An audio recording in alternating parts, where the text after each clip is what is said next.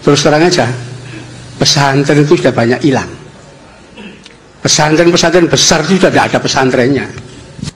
Namanya aja masih pesantren. Tapi apa dalamnya? Ada MI, Sanawiyah, Aliyah, sekolah tinggi agama. Itu sekolah itu, bukan pesantren. Ya. Kenapa? Mengaji Sorokan Bandongan sudah tidak ada ya. Tinggal. Ya, beberapa kali lihat tuh. Justru pesantren itu di situ. Ya. Saya bicara soal sistem pesantren. Kenapa? Saya dulu tahun 89 itu ngambil S2 di IKIP Pendidikan. Tesis saya tentang pesantren. Ya.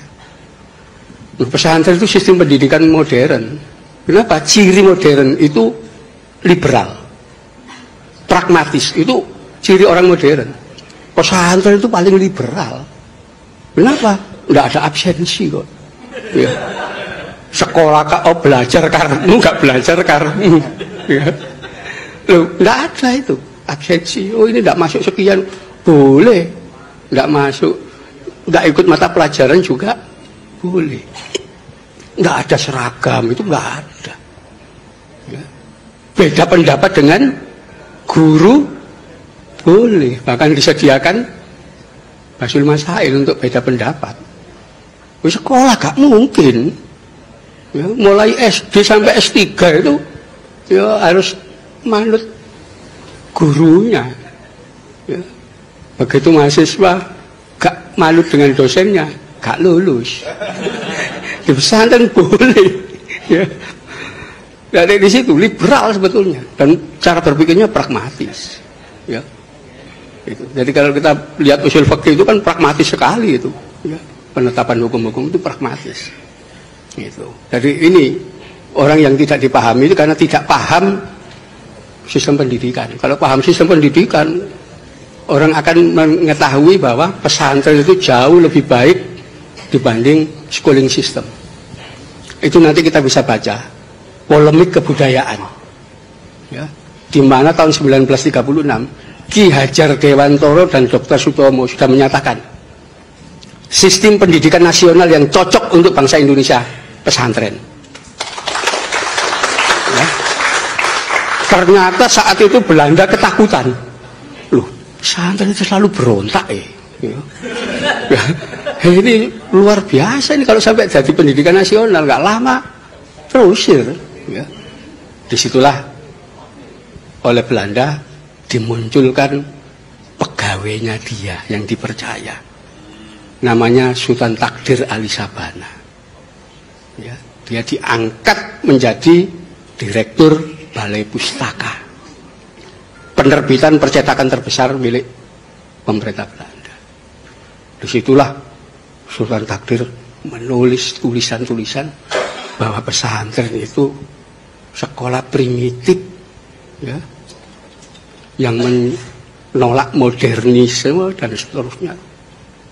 Di situ muncul pesantren itu tempatnya orang bodoh-bodoh.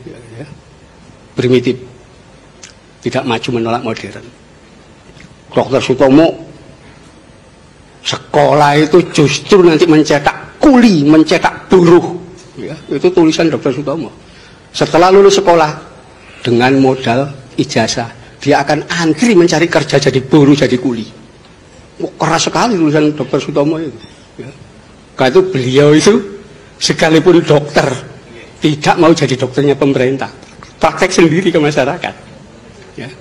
Luar biasa waktu itu. Terjadilah sampai Sanusi Pane ikut, ya. Itu mencela juga pandangan Sultan Takdir. Tapi karena Dr. Sutomo mendadak meninggal, nggak tahu kenapa mendadak dalam usia muda meninggal, nggak berlanjut. Ya. Kenapa? Ki Hajar Dewantoro sudah sangat tua. Akhirnya disitulah sampai membuat taman sisma macam-macam itu sebetulnya menggabungkan antara pesantren dengan sekolah. Itu polemik kebudayaan, nggak boleh kita lupakan. Ya. Dan memang kalau kita waktu itu menerima konsep dari Dr. Sutomo dan Ki Hajar Dewantoro menerapkan pesantren sistem, ya kita katakan sistem ya, bukan lembaga. itu Indonesia pasti sudah maju. Ya. Kenapa? Karena pertama liberal, ya, orang boleh berpikir, beda pendapat dan seterusnya. Dan kedua pragmatis. Sekolah, enggak. Pelajaran dogmatik, doktriner. Ya. Karena itu makin lama orang sekolah di ya, lembaga namanya sekolah ini, dia makin menjadi the classman, manusia kelas. Kenapa? Loh, mulai taman kanak-kanak, SD, SMP, SMA, S1, S2, S3, belajarnya di dalam kelas. Dia tidak tahu dunia luar. Ya, karena itu didoktrin ya, pengetahuannya sempit di dalam kelas itu. Ya. Karena itu kalau kita lihat lulusan-lulusan paling tinggi di sekolah itu akan kelihatan. Oh, ini doktor ekonomi. Ya. Itu belajar ekonomi itu sampai berapa tahun? Mulai TK sampai S3 itu 27 tahun itu di dalam kelas. Karena itu ketika mereka diminta, Bapak dokter yang pakar ekonomi, bisa tidak menerapkan, mengaplikasikan pengetahuan ekonominya dalam dunia real? Nggak bisa, teori pintar. Ya. Kenapa? Fakta sejarah menunjukkan konglomerat sak dunia itu tidak ada yang dokter ekonomi. Oh iya, SD gak lulus, SD, ya, SMP, orang-orang itu, ya, sampai kemarin itu istrinya Bill Gates itu drop out, ya. Belum pernah. Nanti silakan dibuka aja. Ada nggak dokter ekonomi yang jadi konglomerat? Nggak ada. Begitu juga pakar ilmu politik, ya. Belum ada dokter ilmu politik jadi presiden di satu negara. Ya. Loh, faktanya begitu. Amerika itu negara gede, kurangnya apa? Mana pernah dipimpin dokter ilmu politik? Nggak ada. Di Rusia, Jerman, Perancis, semua orang pendidikan rendah-rendah semua. Kenapa? Orang yang tahu dunia real, bukan di dalam kelas. Ya, nanti di dalam semuanya akan kelihatan itu. Ya. Jadi kalau pesantren kan enggak, ya realitas masyarakat. Kenapa? Enggak menggantungkan diri pada ijazah. Wong ijazah sekolah enggak laku, ya. Untuk daftar tentara juga enggak boleh. Daftar polisi juga apa ki pesantren. Enggak dianggap. Ya. Tapi itu fakta. Ya. Bahkan kalau kita mau buka sejarah bagaimana kaum sarungan yang dianggap primitif itu, ya, dalam sejarah kita, yang melahirkan TNI itu orang-orang dari pesantren mayoritas, ya. Itu fakta, ya. Saya nulis buku judulnya Fatwa dan Resolusi Jihad, ya. Sekarang masih proses. Saya nggak ngerti kenapa terlambat, padahal sudah selesai Desember 2016 kemarin. Sampai sekarang ini nunggu.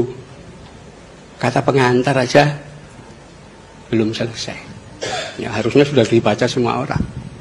Ya, bahwa yang melahirkan negara ini itu adalah golongan dari pesantren. Termasuk yang membidani lahirnya TNI. Anda bisa bayangkan TKR ketika dibentuk, ya, 5 Oktober 1945. Tanggal 10 Oktober sudah diumumkan. Ya, TKR itu memiliki 10 divisi. Ya, 10 divisi. Satu divisi isinya 10.000 pasukan. Ya, itu terdiri dari 4 sampai 5 brigade. Divisi pertama jelas ditulis di situ. Dipimpin oleh Kolonel Kiai Haji Samun. Ada Kiai Hajinya di situ. Ya, silakan data ini dilihat di Pusat Sejarah ABRI. Loh ada. Ya. Itu divisi kedua Kolonel Kiai Haji Aruji Kartawinata. Ada Kiai Hajinya diilangi. Ya. Komandan Resimen 17 Letnan Kolonel Iskandar Idris. Itu ada semua. Ya. Komandan-komandan batalion itu gelarnya kiai-kiai semua. Ya. Di Malang itu Kiai Iskandar Sulaiman, mayor. Ya. Kiai Abdul Manan Wijaya, ya. Sampai pahlawan Di Malang itu ada namanya Hamid Rusdi. Itu ketua Ansor Malang dulu. Ya. Yang meninggal dalam pertempuran dan jadi pahlawan. Dia. Ini kenapa hilang dari sejarah gitu loh. Ya, itu saya ungkap semua di buku Fatwa dan Resolusi Jihad. Ya, bahwa TNI itu salah satu yang membidani adalah dari golongan kaum sarungan dari pesantren. Ya, saya kira itu ya. Assalamualaikum warahmatullahi wabarakatuh. Waalaikumsalam warahmatullahi wabarakatuh.